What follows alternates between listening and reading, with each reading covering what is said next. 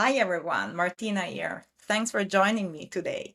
We're talking leadership, the good, the bad, and sometimes the ugly. And trust me, even people who spend their days coaching leaders mess up sometimes. Today, I'm sharing a story from my early days as a manager that taught me a valuable lesson about boundaries. We have to go back to 2004. Yes, I know the dark ages of unbreakable Nokia 3310 and low-rise jeans. Fresh leader year, managing a team of 10 call center agents for a private agency of Telecom Italia. The team mission was to steal customer from the competition with killer appointment for our field agents. It was high pressure, high stake job. Now picture this, new leader me, wanting to be the coolest boss ever. Super approachable, friendly, basically the office bestie, right? Wrong.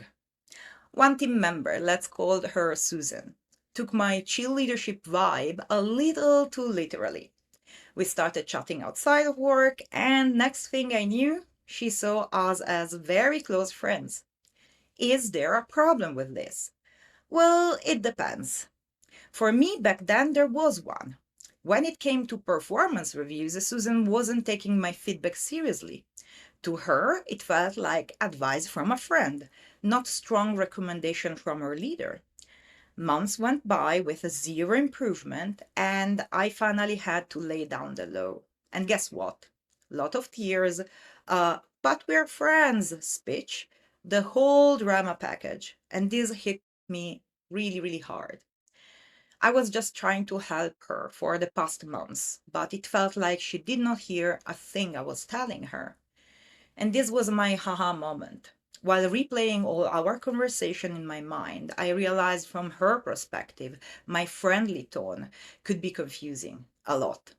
And this was a major leadership lesson for me. I needed boundaries and fast.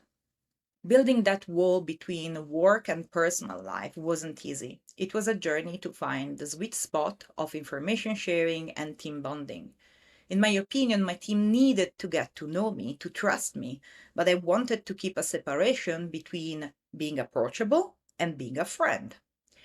It took me quite some time to really find the perfect balance. It's a trial and error process with no shortcuts, and it also depends on the personalities in your team.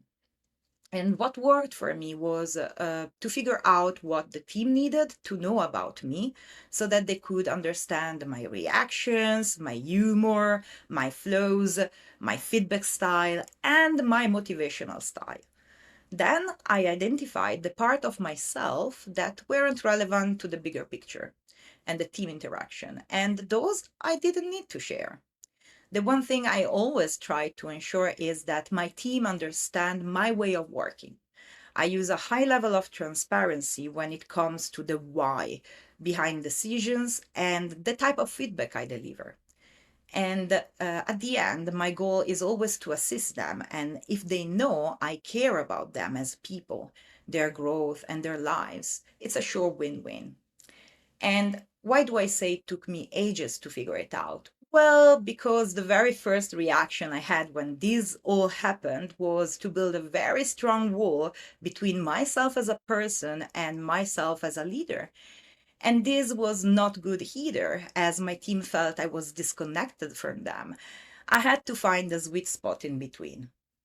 So anyone out there struggles with this as well, hit the comment, DM me, or even book a free call. I'm here to chat about your team and help you become the leader you always needed when you were younger and fresh to the work.